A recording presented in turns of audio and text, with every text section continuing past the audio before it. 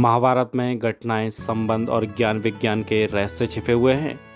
महाभारत का हर पात्र जीवंत है, चाहे वह कौरव, पांडव, कर्ण, कृष्ण हो या फिर धृष्टद्युम्न, शल्य, शिखंडी और कृपाचार्य हों।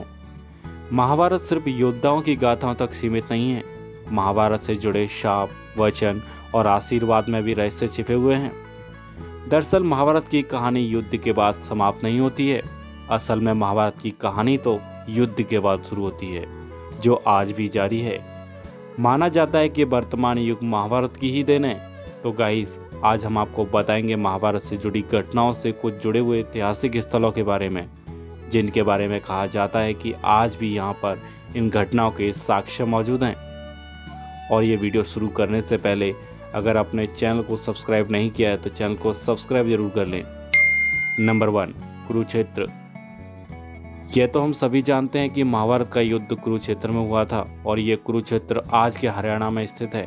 कुरुक्षेत्र में भारतीय पुरातत्व सर्वेक्षण विभाग द्वारा महाभारत काल के कई अवशेष प्राप्त हुए हैं, जिनमें बाण और भाले प्रमुख हैं। कुरुक्षेत्र की भूमि पर कई महान योद्धा वीरगति को प्राप्त हुए थे।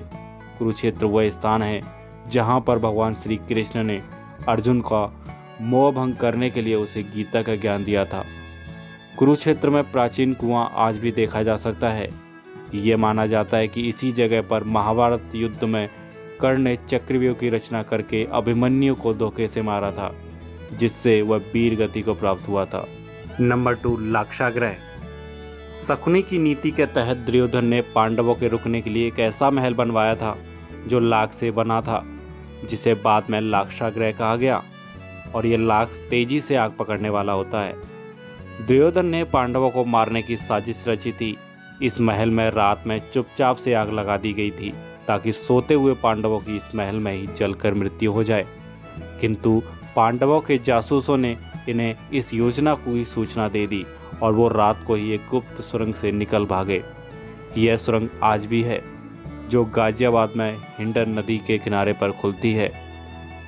लाख से बने महल के अवशेष आज भी बनरावा में पाए जाते हैं और ये बनरावा या बाणावा नामक का स्थान मेरठ जिले में स्थित है। नंबर 3, गंधमादन पर्वत। सभी को ये घटना तो मालूम ही होगी कि बलशाली भीम हनुमान जी की पूंछ को नहीं उठा पाए थे। कुछ विद्वान मानते हैं कि ये घटना गंधमादन पर्वत पर घटी थी। हिमालय के कैलाश पर्वत के उत्तर में दक्षिण के केदार पर्वत है स्थित। यहाँ पर गंधमादन पर्वत कुबेर के राज्य क्षेत्र में था।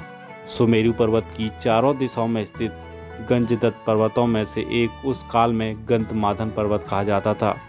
आज यह क्षेत्र तिब्बत के इलाके में है। इस क्षेत्र में 2 रास्ते, जिससे जो रास्ते निकलते हैं वह पहला नेपाल के रास्ते मानसरोवर से आगे और दूसरा भूटान की पहाड़ियों से आगे और तीसरा अरुणाचल के रास्ते चीन होते हुए। नंबर 4, बर्बरीक। भीम के पुत्र और घटोत्कच के पुत्र बर्बरीक के बारे में सभी जानते हैं कि वह मात्र 3 बाण लेकर ही युद्ध में लड़ने जा रहे थे। इसलिए भगवान श्री कृष्ण ने ब्राह्मण के वेश में उनसे दान में उनका शीश मांग लिया था। दान के पश्चात श्री कृष्ण ने बर्बरीक को कलयुग में स्वयं के नाम से पूजित होने का वर दिया।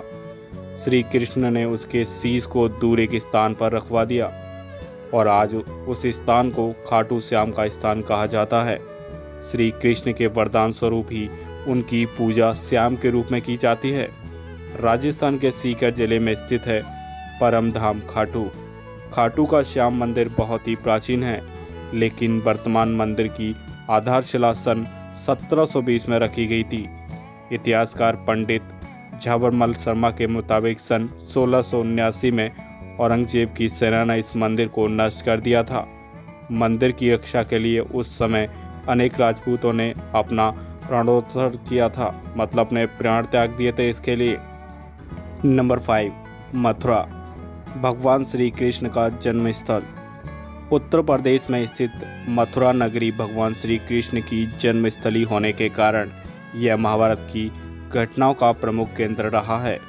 महाभारत काल में इस नगरी पर जरासंध ने कई आक्रमण किए थे। जिस स्थान पर कंस रहता था उस स्थान को कंस किले नाम से जाना जाता है। कंस के आतंक को रोकने के लिए विष्णु भगवान को श्री कृष्ण अवतार लेना था। कंस उनके इस अवतार को रोकने और अवतार उपरांत उन्हें मारने का षड्यंत्र इसी किले में रचता था और ये किला मथुरा में आज भी है। नंबर 6, व्यासपोथी। व्यासपोथी नाम स्थान बद्री नाम से 3 किलोमीटर की दूरी पर उत्तराखंड के माड़ा गांव में स्थित है। यहाँ महाभारत के रचनाकार महर्षि वेद व्यास जी की गुफा है। इसके समीप ही गणेश गुफा है। मान्यता है कि इसी गुफा में व्यास जी ने महाभारत को मौखिक रूप में दिया था और गणेश जी ने उसे लिखा था। नंबर 7, मनाली। कहते हैं कि कौरवों से अपना राज्य हारने के बाद भगवान श्री कृष्ण के कहने पर अर्जुन मनाली के पिरनी में तप करने चले गए थे। उस स्थान को अर्जुन गुफा के नाम से जाना जाता है और इसी स्थान पर भगवान शिव ने अर्जुन को पशुपता शस्त्र दिया था। मनाली भारत के हिमाचल प्रदेश का एक शहर है। नंबर 8, इंद्रप्रस्थ। दिल्ली को उस काल में इंद्रप्रस्थ कहा जाता था और मेरठ को हस्तिनापुर।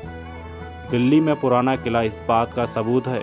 खुदाई में मिले अवशेषों के आधार पर पुरातत्वविदों का एक बड़ा वर्ग यह मानता है कि पांडवों की राजधानी इसी स्थल पर रही होगी। तो गाइस, ये थी कुछ पैलेस जो कि हमने आपको इस वीडियो में बताए।